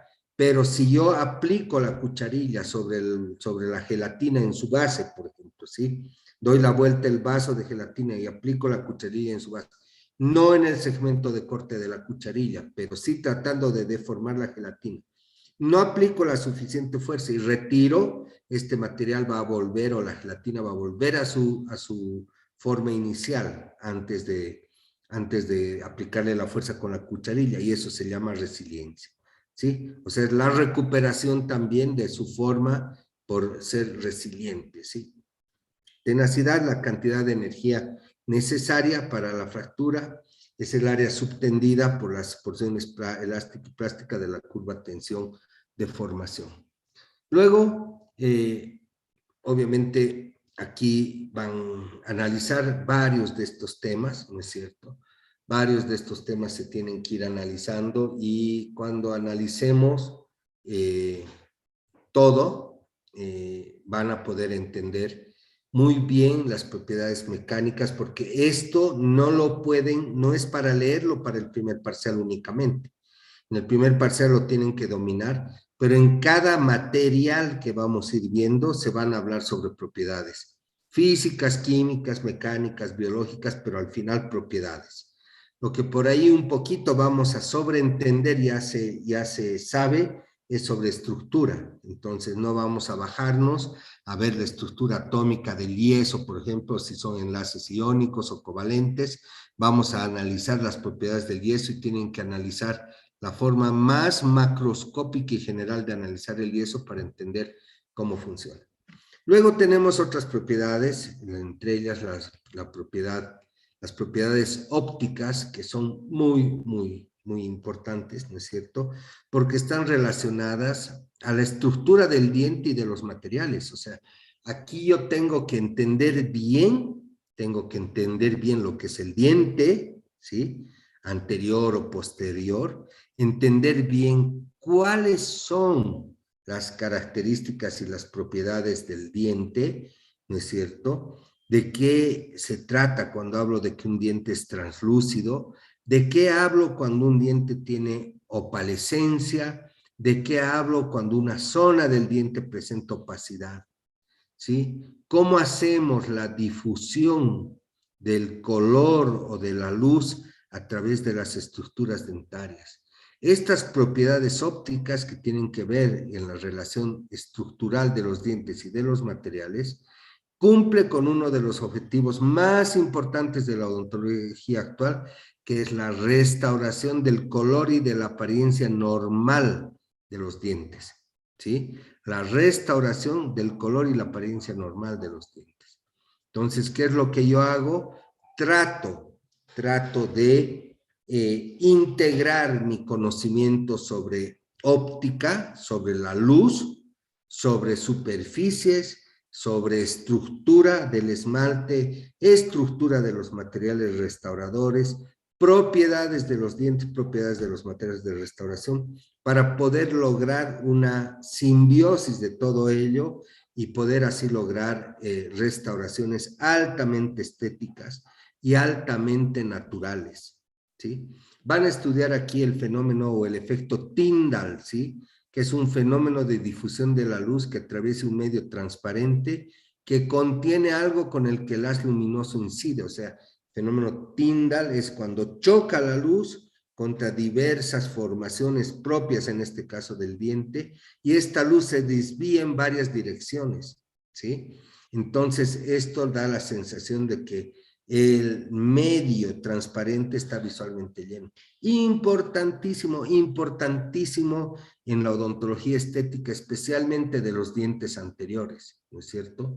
Porque como nosotros sabemos, los dientes anteriores tienen la posibilidad de tener cambios cromáticos muy complejos, no es tan fácil copiar el color de un diente, y menos sus características. Por eso, copiar la naturaleza de los dientes implica entender a los dientes como tal, ¿sí? Entender qué es el canto incisal, cómo está formado el borde incisal, cómo es el esmalte y qué grosores de esmalte pueden tener, ¿no es cierto?, los diferentes segmentos de los dientes de la boca, en cervical, en incisal, en oclusal, en la punta de una cúspide, en el borde incisal, en la punta incisal, en el borde más alto de las cúspides, cerca cervical, etc.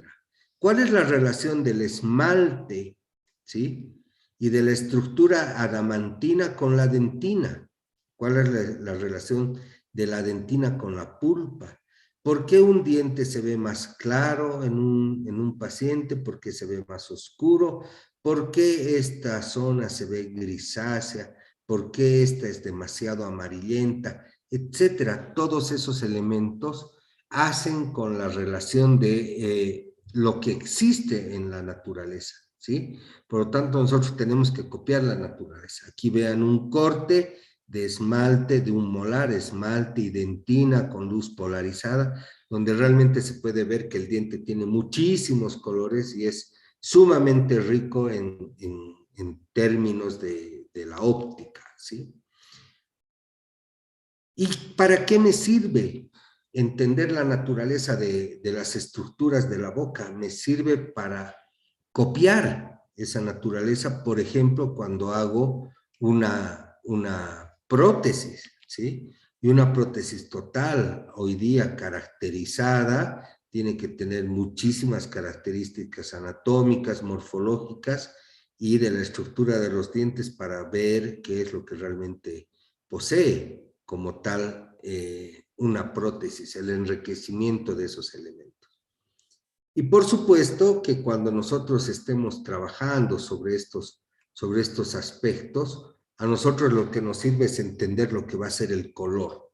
Por eso aquí puedo mostrar yo esta prótesis en una composición, en una edición de la fotografía en una parte gris, ¿sí?, en blanco y negro para ver el valor de las piezas dentarias, el croma, no puedo ver, pero sí puedo ver el valor, puedo ver las superficies trabajadas, cambios entre grises y claros y oscuros, ¿no es cierto?, versus la fotografía a color, que me permite diseñar, diagnosticar, copiar, entender las diferentes características que pueden tener los dientes, su relación con las estructuras blandas, ¿no es cierto?, y todo aquello que uno necesite tener como tal. Entonces, para eso tengo que entender el color, y el color es un tema sumamente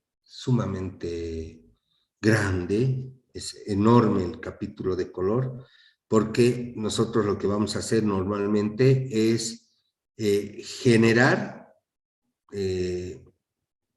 en principio, protocolos que me permitan reproducir el color, seleccionar el color y aplicarlo en los diferentes pacientes. Pero para ello también tengo que hacer el análisis y entender cómo se ve el color en nuestros ojos, cómo perciben el color nuestros ojos, ¿no es cierto? ¿Cuántos tipos de colores, tonos tengo yo para trabajar y copiar en los pacientes y los materiales que puedan tener?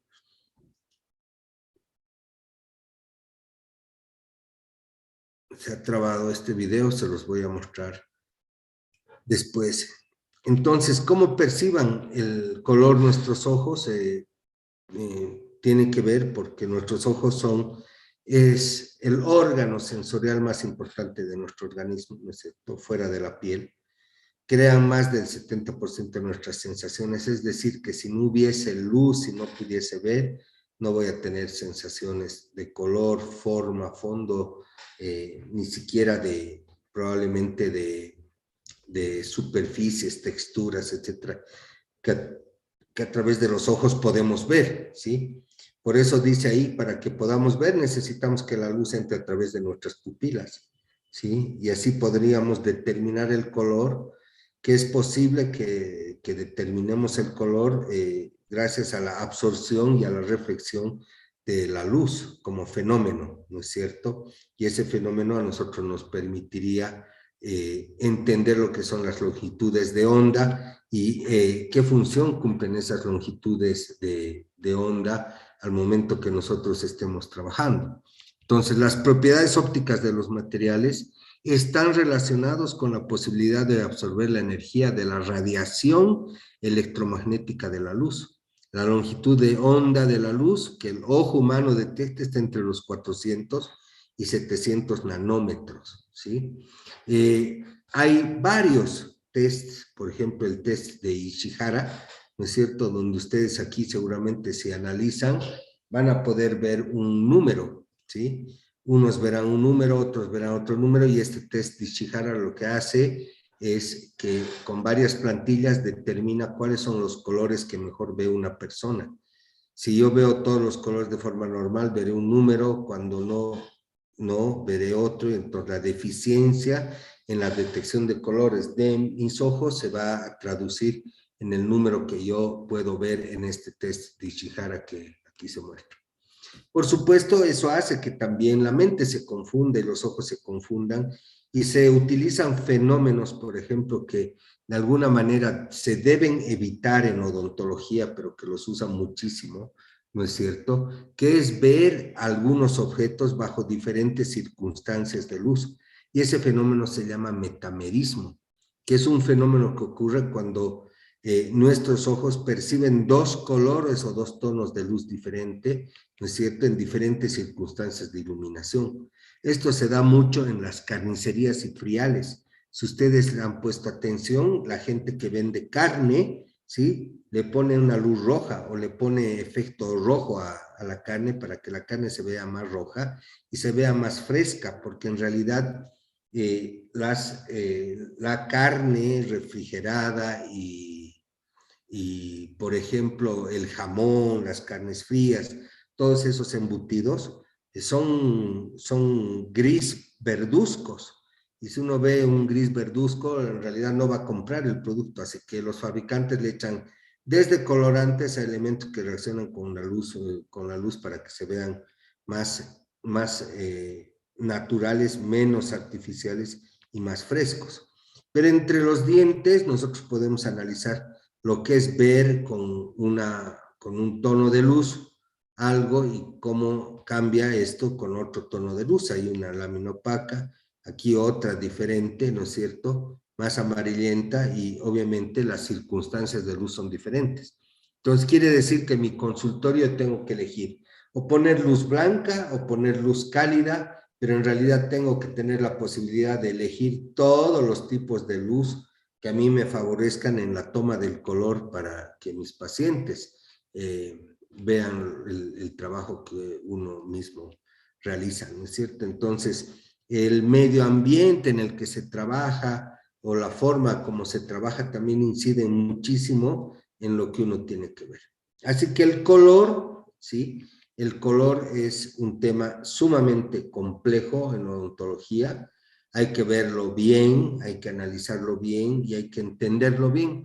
Por lo tanto, ustedes pueden ya definir color respecto a lo que es el matiz, por ejemplo, o la familia de color que puede distinguirse. Y en odontología entendemos al matiz como un color A, un color B, un color C, un color D. El A en el rango del rojo marrón, el B amarillo naranja, el C un gris verdoso y el D un gris rosado, ¿sí? Entonces ustedes a la derecha ven una tabla de valor de colores, de los diferentes tipos de colores que hay, eso se llaman colorímetros, y obviamente eso sirve simplemente para ver a qué familia de color pertenece el diente que estoy analizando, y de ahí otras variables más, como el valor, ¿no es cierto?, que es el brillo o la luminosidad que puede presentar un diente. Los dientes de valor bajo son dientes más oscuros, los dientes de valor alto son dientes más claros.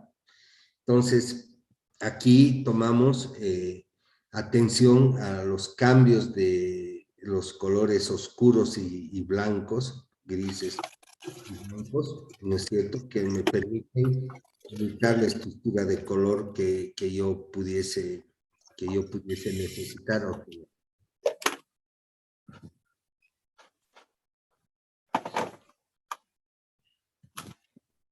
Después viene el croma, ¿sí? Y el croma es la intensidad de ese matiz, de la primera variable que hemos visto en color, del matiz. Es la intensidad y puede ir de a 1 a 6 o más, ¿no es cierto?, dependiendo del color. Entonces, esto es para poder... Hay alguien con su micrófono abierto.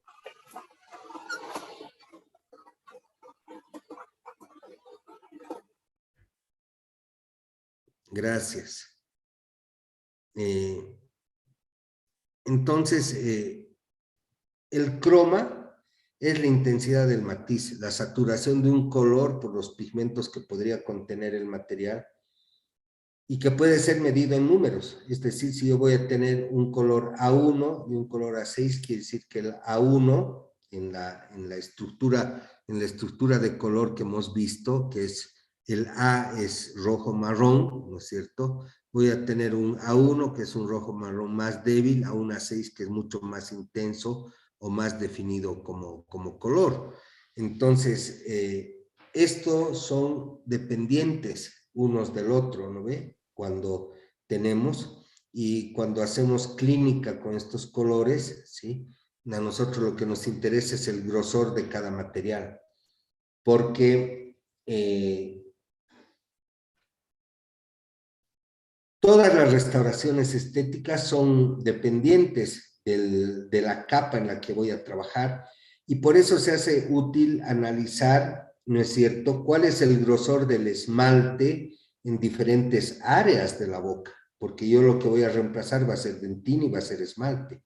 Entonces, en las zonas donde existe un matiz más puro, que es de acuerdo a mayor espesor dentinario, es la zona cervical de los dientes, y por eso es que esa zona cervical de los dientes tiene una valoración muy diferente cuando nosotros la analizamos. Y esa valoración es diferente en el sentido de que un color A6 va a ser un tono más amarillento, muy oscuro, muy denso, ¿sí?, muy sólido como color, pero que también tiene influencia de lo que son las encías, y si las encías están inflamadas, probablemente esa zona se vea aún más densa en su color.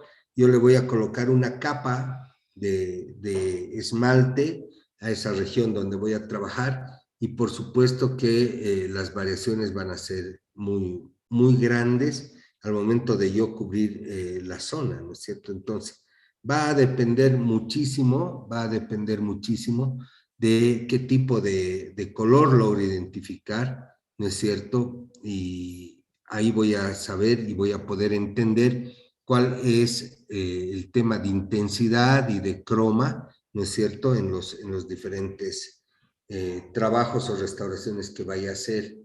Y por eso se hace muy importante el entender bien esta situación. Además, obviamente, ver las escalas de opacidad que puedan tener la dentina y el esmalte. La dentina siempre es más opaca, el esmalte es transparente, como se los han explicado 1000 veces seguramente, pero que ese esmalte también va a tener diferentes tonalidades, y que mucho en la restauración se refiere a la tonalidad de los opacos que puedan tener los dientes. Son 2 de la tarde en punto. Bueno, tengo algunos 3 minutos más, creo. Y obviamente la definición de color y todo lo que es color es un capítulo súper grande, tomaría horas de horas explicárselos bien. No es que lo haya explicado mal, pero creo que lo más importante del color para el nivel en el que están es lo que he podido resumir, y obviamente mayor información ustedes van a encontrar en otra bibliografía. Les he pasado alguna bibliografía, ustedes pueden recurrir a esta otra que la tiene, esta bibliografía la tiene nuestra facultad en sus bibliotecas, de donde ustedes pueden ir a estudiar y sacar más información que crean ustedes necesitar.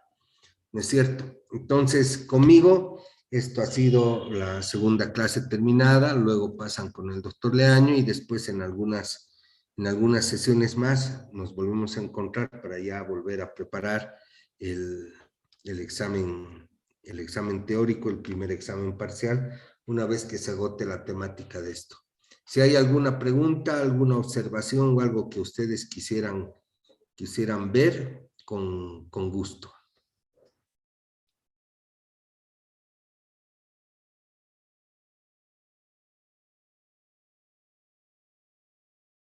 Posición. Está bien, gracias, doctor. De nada. ¿Alguna otra pregunta?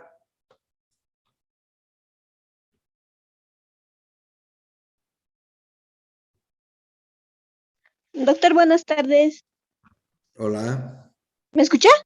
Sí, te escucho, Tatiana. Sí, doctor, ha hablado sobre los materiales que se utilizaba, o bueno, no sé si se sigue utilizando en las restauraciones de las muelas que se colocaban las amalgamas, pero esto Sí. ya se ha cambiado al diferente material, que más que todo es para ver un poco de estética, ¿no? De los dientes, para que se vean mejor, se podría decir. Doctor, ¿por qué? Creo que ya no se utilizan las amalgamas. ¿Esto tendría que ver con algunos factores o algo, doctor? Sí. Has puesto el dedo en la llaga, en la herida de la odontología, yo creo. La amalgama tiene, yo calculo cerca, no tengo el dato de referencia actualmente en mi memoria, pero deben ser cerca de 200 años de uso de la amalgama.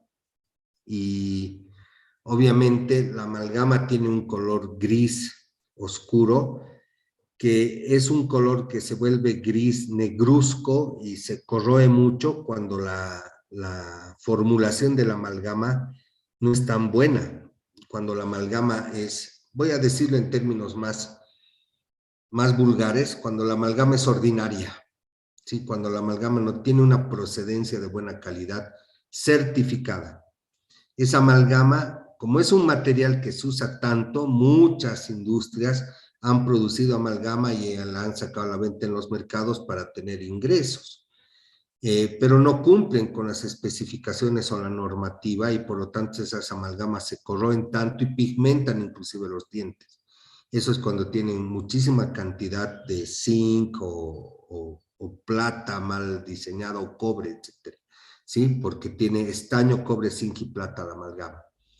Pero existe una nueva generación de materiales y si Tatiana recuerdas y todo el curso recuerda, yo he explicado una división de la odontología, una odontología tradicional a una odontología adhesiva. Eso que han visto en propiedades, la amalgama corresponde a la odontología tradicional y la adhesiva corresponde a las resinas, ¿sí? A materiales blancos. Esos materiales blancos pueden ser colocados directamente o indirectamente. Pueden ser plásticas o pueden ser cerámicas, o puede ser una mezcla de ambos. Y ahí las propiedades van a variar. Entonces, si tú quieres ponerle a una persona una amalgama versus una resina, tendrás que involucrarte muchísimo en tu historial clínico para saber qué tipo de vida lleva esa persona.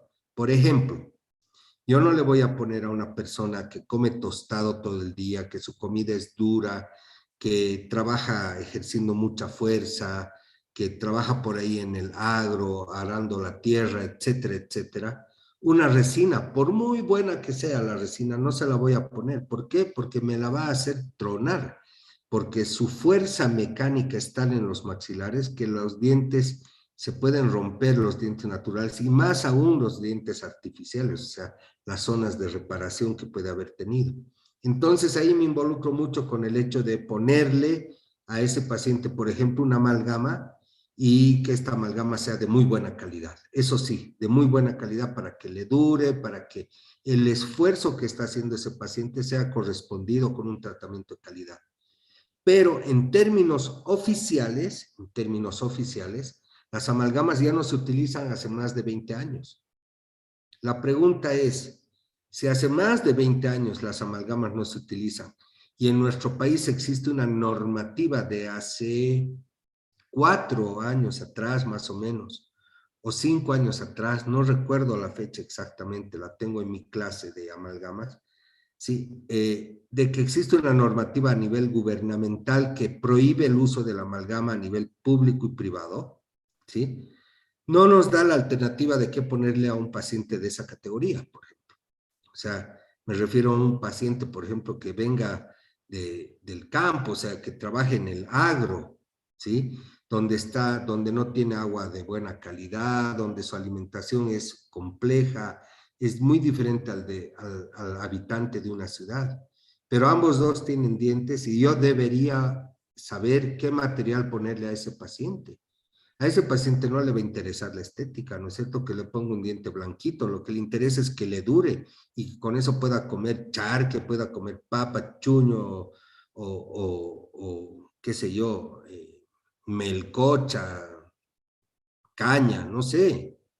Hay muchas cosas. Entonces, todo eso genera las variables de responsabilidad y cualificación profesional que me permite elegir el material en base al conocimiento de las propiedades. ¿Me dejo entender, Tatiana? Sí, doctor. En este caso sería más conveniente colocarle la amalgama, cosa que dure más que la resina, ¿no? O si la amalgama está proscrita, podría colocarle una restauración metálica de tal manera que eso ayude más al paciente. Correcto. Muchas gracias, doctor. Se ha entendido mi punto de vista, no es un punto de vista personal. Sí. ¿Alguien tiene algún otro comentario fuera del que me han preguntado en el chat sobre los grupos?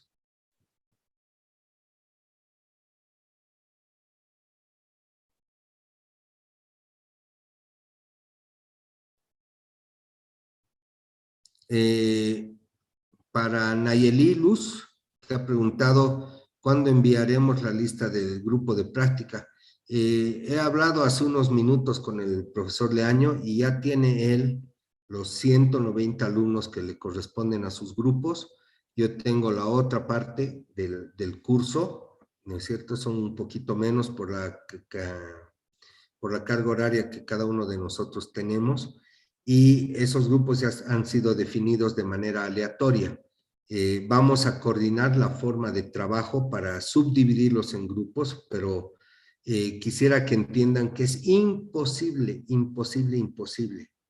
meter 50 alumnos al ambiente de clases prácticas si fuera presencial. Son muy elevada cantidad de alumnos y creo que quienes vieron esto antes no se dieron cuenta que hay cátedras con un solo docente o dos docentes y que para nosotros el trabajo es sumamente pesado, durísimo. Así que mientras dure por lo menos este ciclo de trabajo virtual, vamos a trabajar todos por igual. Vamos a coordinar en grupos cómo va a ser cada persona para no tener choque ni problemas de horario, pero en realidad el interés mío es que la información llegue a todos por igual.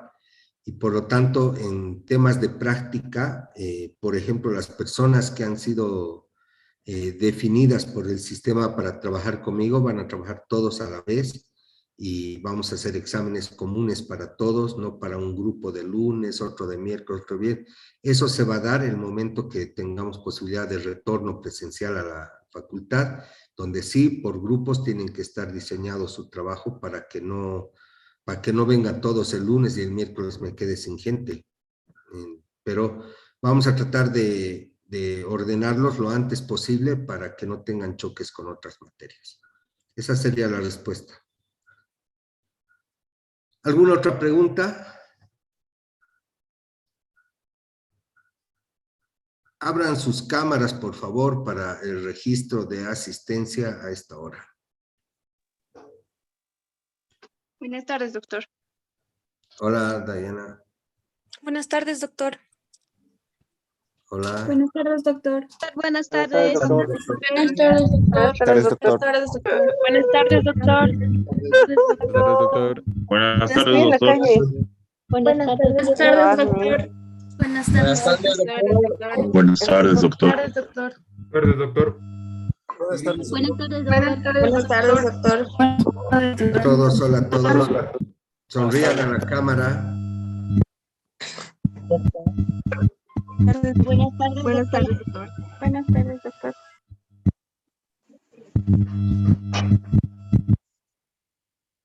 Sonrían a la cámara, sonrían a la cámara. Miguel, buenas tardes. Betty, sacate tu barbijo. ¿Por qué estabas con barbijo? Doctor, buenas tardes. Miguel, o recién has venido a clases. Estoy en la oficina de mi papá, yo estoy con barbijo, doctor. Ah, estás trabajando, Miguelito. Está bien. Ok, sonrían a la cámara.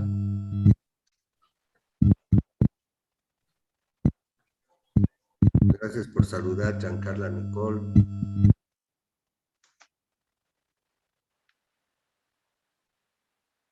Mayra Silvana, igual estás con barbijo para verte. Están en la calle algunos, ¿no?